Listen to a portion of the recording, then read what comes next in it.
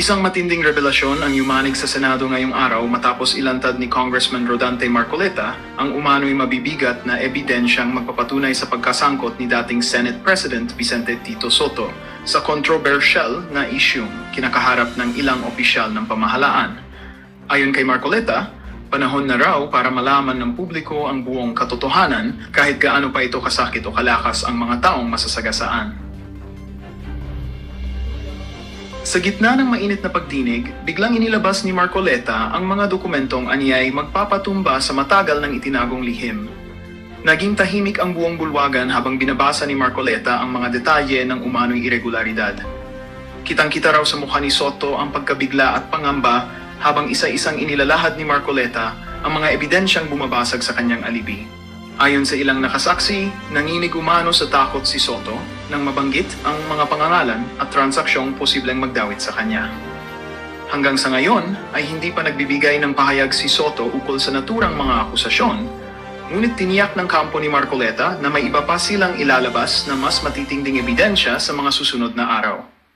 Nag-aabang naman ang publiko sa magiging tugon ng dating Senate President sa mga pasabog na ito. Kung mapapatunayan ng mga paratang, maaring mabago nito ang ihip ng hangin sa politika ng bansa. Isa lang ang malinaw, hindi pa tapos ang laban at mas marami pang kalabog ang posibleng sumabog sa Senado.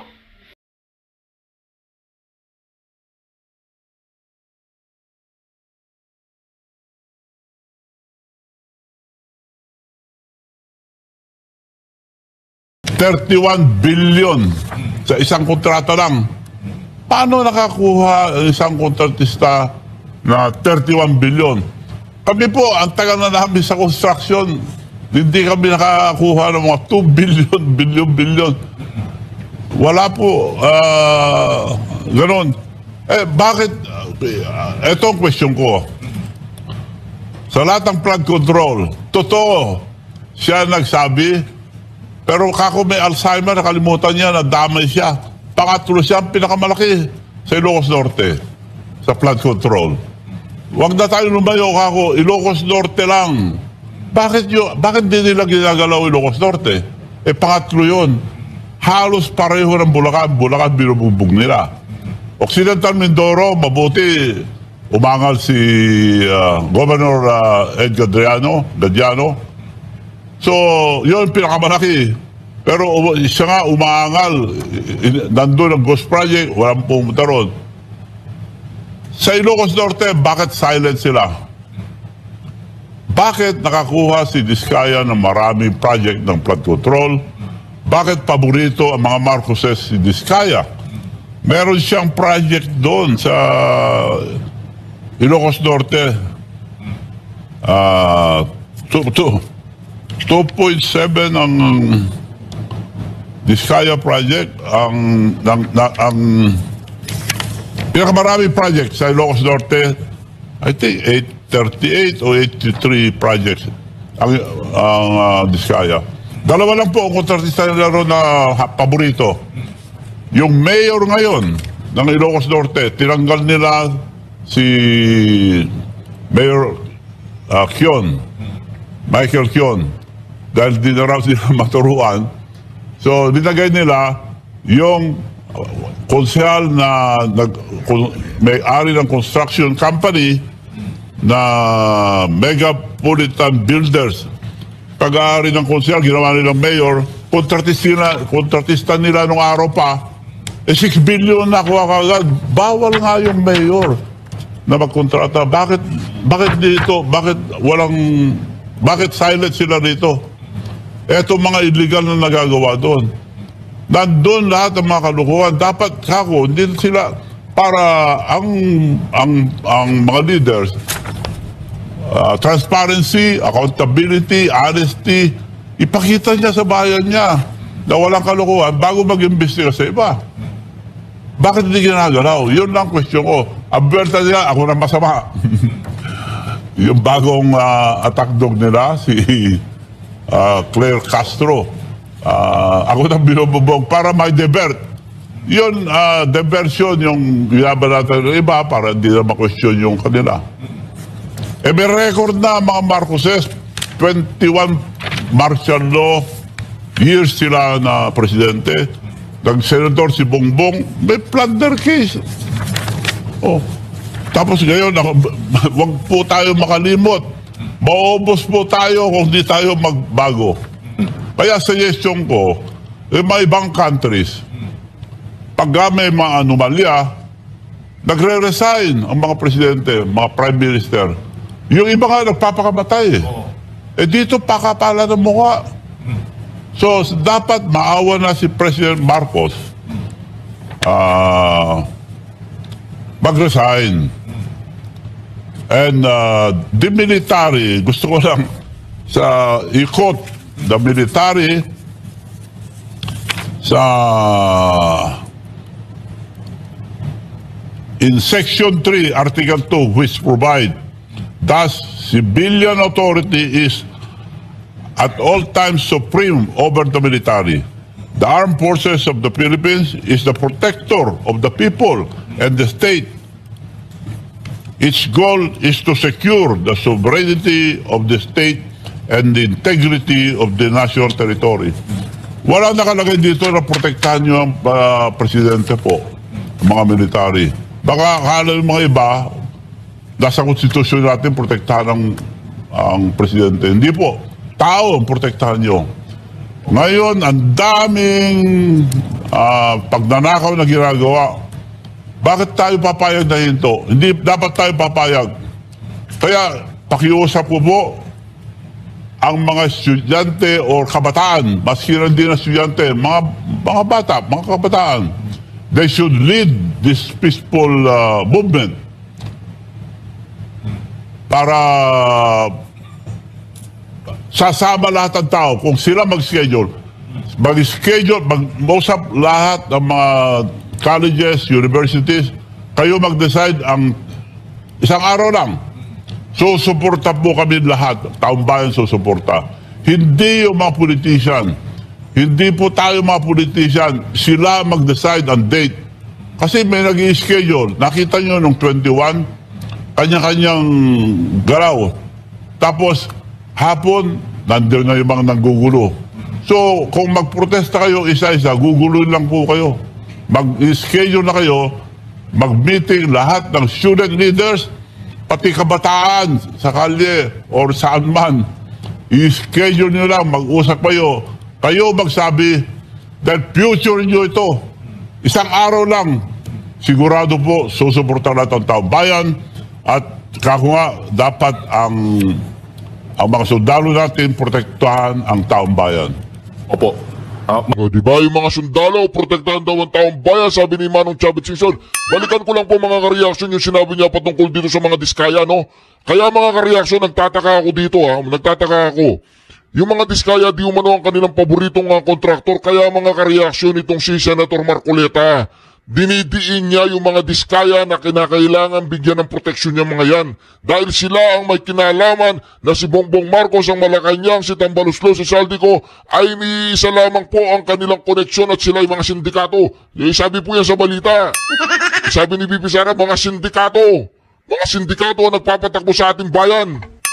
Wala silang pakialam sa ating mga mahihirap at sa ating mga mamamayang Pilipino. Basta't ang pakialam po nila, mga sindikato sila.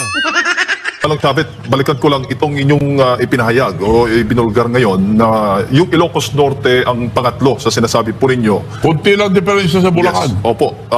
Sabi mo sa presentasyon nyo nga, nasa 2.7 billion pesos ang nakuha nga ng Ilocos Norte mula sa mga diskaya. At nais po ninyong paimbestigahan po ito dapat. Kasi nga, sabi mo, nakatutok lamang sa Bulacan at yung isa sa Occidental Mindoro. Sino ang nais mong mag-imbestiga nito? Dahil siyempre may binuo po ang Pangulong Bongbong Marcos Jr. na ICI, Infrastructure Commission for Infrastructure, Independent Commission for Infrastructure, na mag-iimbestiga na dito sa mga maanumalyang flood control projects. Sa tingin mo po ba ninyo anong magiging implikasyon kung itong ICI o ang ICI ba ay mag-iimbestiga dito sa Ilocos Norte? Yun nga ang prediction ko nung araw pa pag-umpisa. Walang mangyayari dyan sa Senate kako. ICI, magagaling lahat yung kinuha, mga honest. Pero bakit di sila pumunta sa Ilocos Norte? Gusto nila hanggang kay saldi ko lang. Wala. May demanda na ba? Wala pa. Puro dyaryo lang. Si President Bongbong Marcos na demanda na nung araw pa. Wala nangyayari. Kaya kako nga, magagandang batas natin, ang implementasyon, wala mangyayari yan. Ang nakukulong lang yung mga mahihirap. It's about time for a real change. Baguhin natin ang gobyerno. Kaya yung ginawa ni President Cory noon, na revolutionary government supported by the military, tapos mag-usap-usap lahat. Ngayon, nag-resign na si Mayor Magalong dahil balita ko, iba yata. hindi na sila napupunta sa Ilocos Norte. So, wala nang mangyayari dyan kung hindi nila imbestigahan muna ang Ilocos Norte. Opo. Yung sino naglabas niyan? President. Tingnan muna natin yung probinsya niya. Kung malinis, he has all the right. Paimbestigahan yung mga iba. Bakit nililis nila? Sino ngayon ang binubugbog nila? Ako binubugbog nila para lang magkaroon ng ibang issue, para lang may divert ang issue sa flood control. Ngayon, hihinto na nila. Hindi pwede ho. Opo. Ngayon mga kariya, hindi pwedeng hinto. At nagugulo na po si Charis. Si Sandro Marcos, nagmamakaawa daw siya sa mga kontraktor na tapusin, ayusin ang mga nagibang mga flood control. Binabanatan nila si Pulong Duterte, wala silang makita sa Davao. Ngayon, doon sa Ilocos Norte, ugaga na daw sila kung paano nila ayusin ang mga flood control. Pero walang flood control nga mga gose. Walang flood control, nawawala yung mga flood control sa Ilocos Norte. Hoy, Charis, Sandro Marcos, walang iya ka, bakla ka ba? Ayusin mo yung yung Ilocos Norte, walang iya ka. Paulo Duterte ka ng Paulo Duterte doon sa 500 billion na 50 billion na sinasabi mo sa Davao. Punta ka ng Ilocos Norte, ayusin mo doon. Bakla ka ba? Manong Chavit, sabi nga ng Malacanang ni Jose Claire Castro, kung meron man daw kung hindi daw malinis ang Pangulong Bongbong Marcos Jr., hindi na dapat niya sana itinatag itong ICI. Ayaw pa niya sanang imbestigahan itong mga manilang flood control projects. Ano naman masasabi po niyo doon? Hindi dapat imbestigahan. Opo, kung ang Pangulo, kung alam lang daw niya na hindi siya malinis, baga may dawit siya sa mga maanumalya, ay hindi na daw siya magtatag, hindi na sana niya itinatag itong ICI. Kumbaga, para mag-imbestiga. Ano po masasabi po niyo doon? Pampaganda lang ng mukha nila yan, pero walang mangyayari. O bakit nag-resign na si Mayor Magalong? Pero walang nangyayari, wala silang power. Pampaganda lang sa mukha nila yan. Opo. Hindi sila walang power yun. Mag-imbestiga lang. Opo. Pero sa tingin po ninyo, Mang Chavit, ano ba talaga ang pinakasolusyon para matapos itong korupsyon sa ating bansa? Yung kako, in other countries, ang mga may problema nagre-resign, nahihiya kagad. Yung ibang countries nagpapakamatay. Hindi ko naman sinasabing magpakamatay si Bongbong Marcos. Mag-resign. Gayahin niya yung mga iba na may delikadesa. Dahil wala na, magulo na ang ating bansa. Pero pag It is his command responsibility. Siya ang presidente. Ngayon, dalawang bagay lang. Tinolerate niya ito dahil nag-umpisa sa kanya. Umpisa lang natin dito sa kanya. 3 years. May flood control na kalukuhan na lahat. Kung hindi niya tinolerate, wala siyang alam. Anong klaseng presidente yan walang alam?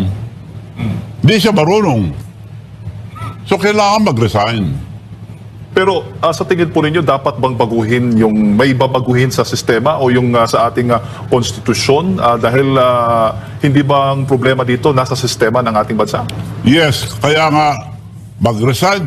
The president should resign. Tapos revolutionary government. Pero involve natin mga justices ng Supreme Court. Pipili sila ron ng mag-acting president muna para maayos lahat, pag-usapan lahat, involve yung kabataan, involve nyo yung younger generation. Dahil ito, ginagawa natin lahat ito. Kung matakot tayo lahat, wala na mangyayari sa kinabukasan ng mga kabataan. Opo. Tulad na lamang po dito sa inyong ipinakita ngayon, Governor Manong Chavit, sa tingin mo may problema sa ating bidding process? Dahil nga, di ba, kapag nagbibid ka, maraming supplier ang mag-aalok sa iyo, magpo-propose ng iba-ibang mga presyo o rate po nila sa paggagawa ng kinakailangan nga, magsusupply sila. Sa tingin mo, may problema tayo dyan at dapat itong baguhin para hindi po maulit, lalo na dito sa mga maanumalyang flood control projects ng ating bansa? Dapat ayusin po ang bidding, dapat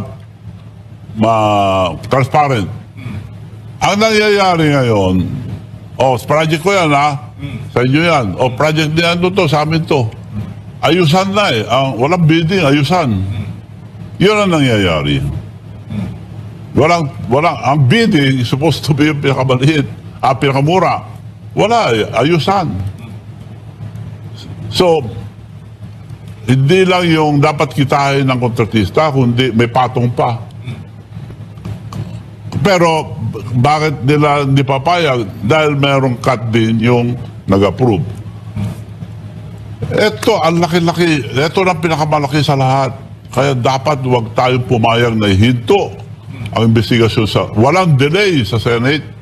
Marami naman tayong matitino na senators. Huwag sana i-delay ito. At tapusin ito. Ulitin ko po, command responsibility lahat ni President Bongbong Marcos.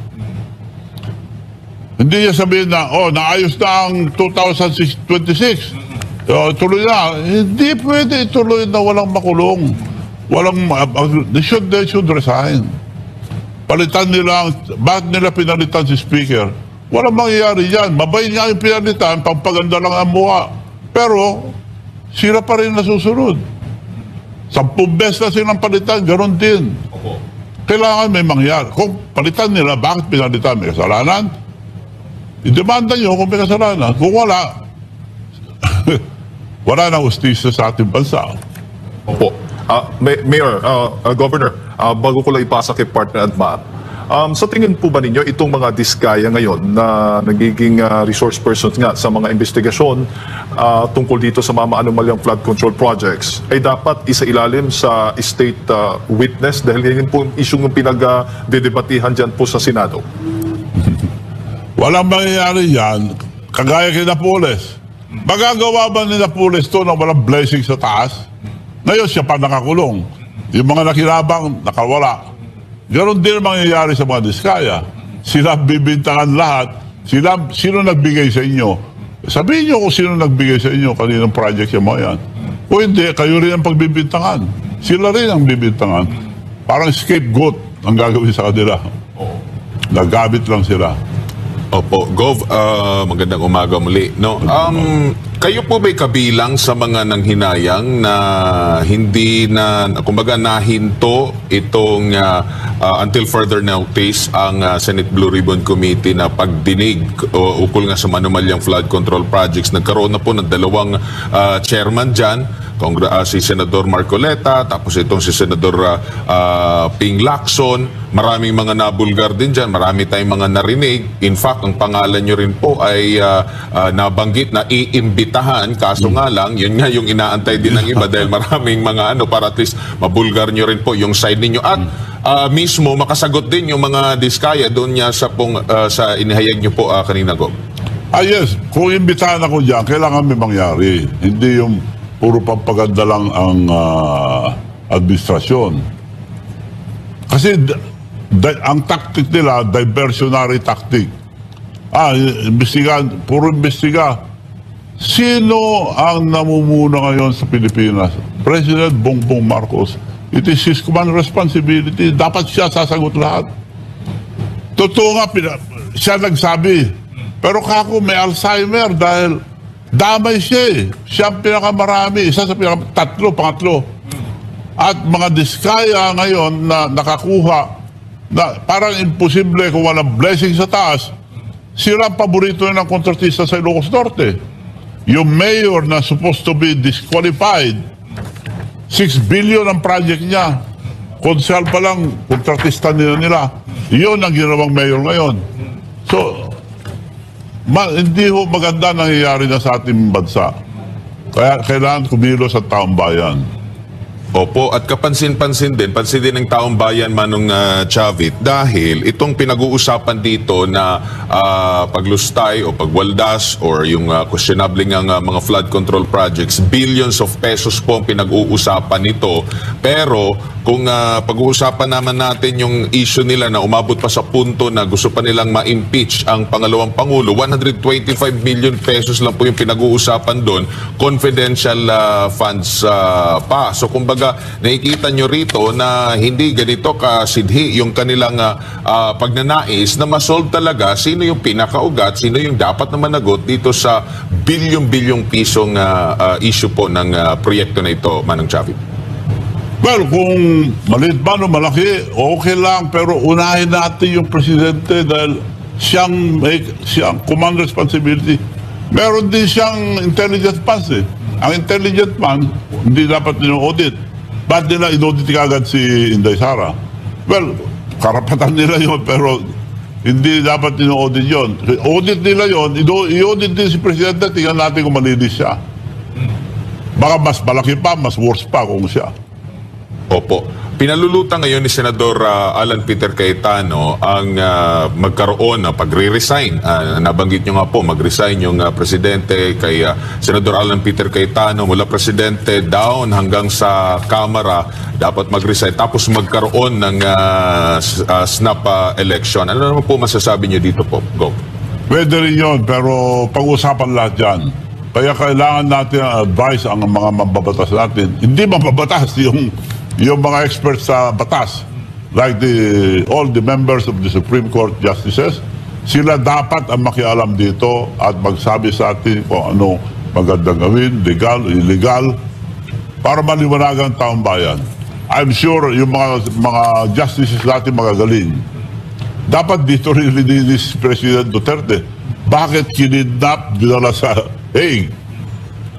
Dahil takot sila na ang number one na plano nila, sirain mga Duterte para tuloy-tuloy kaligayahan nila. Opo.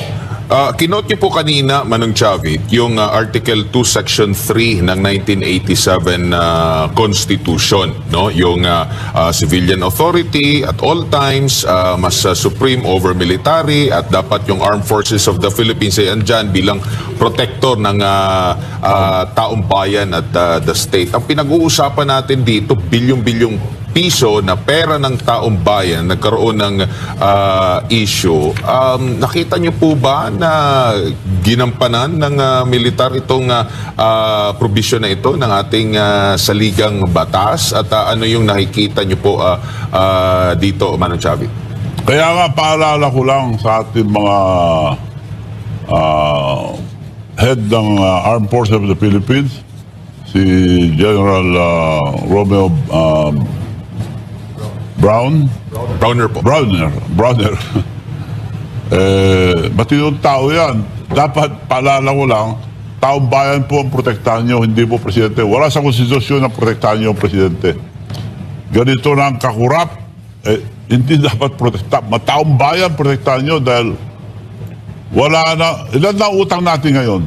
Para malaman natin kababayan, 17 trillion.